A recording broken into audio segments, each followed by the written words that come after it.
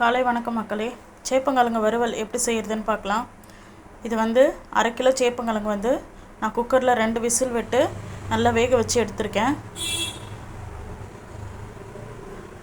வேக வச்சு எடுத்துட்டு அதோட தோல் நீக்கிட்டு ஒரே ஒரு டேபிள் ஸ்பூன் வந்து மஞ்சத்தூளும் 2 டேபிள் ஸ்பூன் மிளகாத்தூளும் நெக்ஸ்ட்டு வந்து அரிசி மாவு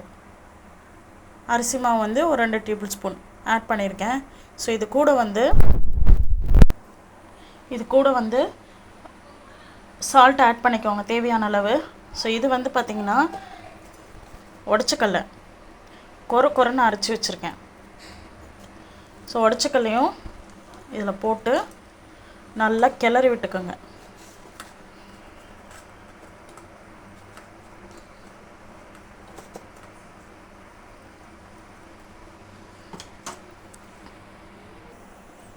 இங்கே பாருங்கள், நல்லா கிறிஸ்பியாக இருக்கும். எண்ணெய் வந்து ஒரு பேனில்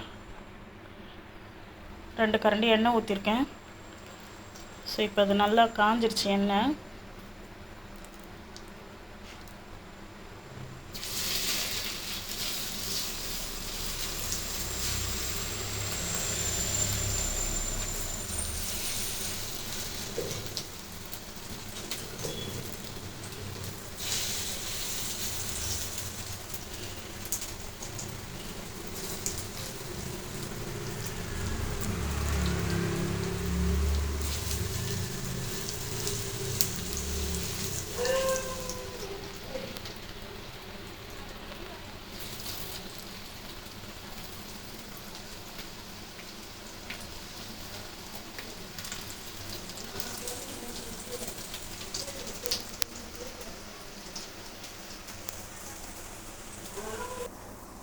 இங்கே பாருங்கள் மக்களே, நல்லா கிறிஸ்பியாக மொறுன்னு இருக்கும்.